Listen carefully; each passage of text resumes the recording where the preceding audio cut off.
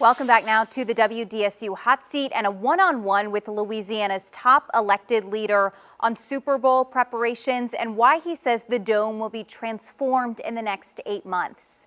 Here's WDSU anchor Travers Mackel with Governor Jeff Landry.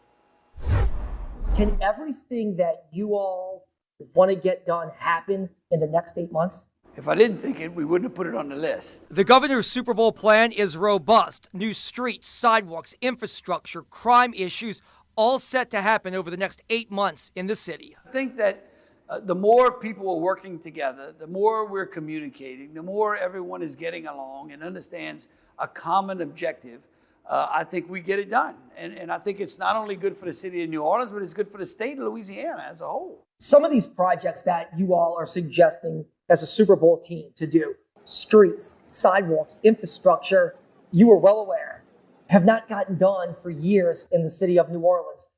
How can you and this team turn talk into action? Well, look, there's a lot of things in this state that haven't been done well, that over the last 120 days, we've shown the people of the state that we can do. And we didn't do it it's not me that's doing it. It's by building a teamwork. It's by talking to people. It's by pushing them. It's by saying, hey, we need to get it done. These are great announcements today for the city of New Orleans and the Super Bowl. But if we get to September, October, November, when do you have a timeline where you pick up the phone and you call the mayor or Michael Hecht or anybody else in New Orleans and say, hey, you need to get this going. This is behind schedule.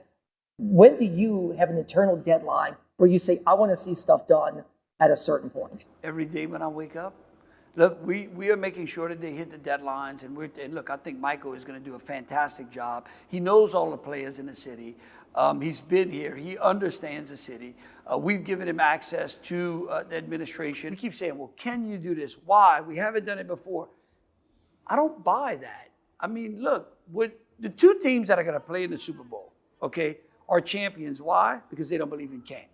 The two teams that are going to show up in New Orleans to play for the Super Bowl did not believe I can't be in the Super Bowl at the beginning of the season.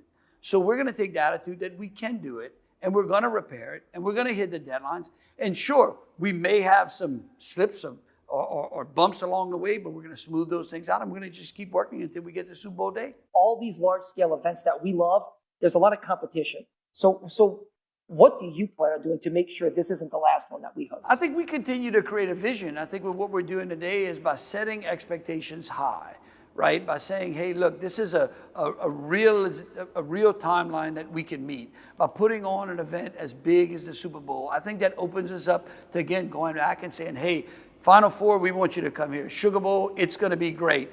All the other types of venues. I think that New Orleans, that the only city that competes with New Orleans in hosting sporting events may be Las Vegas. I think that New Orleans is the premier place for holding sporting events. Why?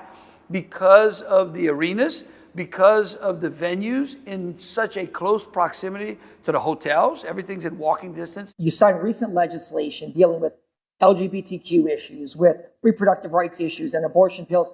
Are you concerned at all that any of those stances could impact large-scale events from coming here that other states have dealt with? I don't, because I don't think they can move the Superdome, and I don't think they can move the hotels in the vicinity of the Superdome, and I don't think they can move the restaurants. And quite frankly, all of the cities that you say we're competing on are in red states, are in states that are even more conservative, have imposed even harsher or more stringent laws, depending upon how you view them. I think that what you're seeing is, I think all of that is really just fodder. I think it's really just it's white noise. I think people are going to come here. New Orleans has always been, more than anywhere else, one of the most diverse cities in the entire country since its inception. We also asked Landry about the recent gamesmanship between the Saints and State over Superdome renovations and a long-term lease for the NFL team. Because it's a great place to have a sporting event. So if you're a team, you want to be here. Okay, they're not going anywhere. It's going to be great. No, we've got a great relationship. Visited with Gail today and her team. No, they're not going anywhere. It's great. How will that look with a security presence for people who are watching this who go, hey, I heard there's some crime issues. Is it safe to come to the Super Bowl? Look, I think that what they should do is watch the things that we're doing in conjunction with NOPD.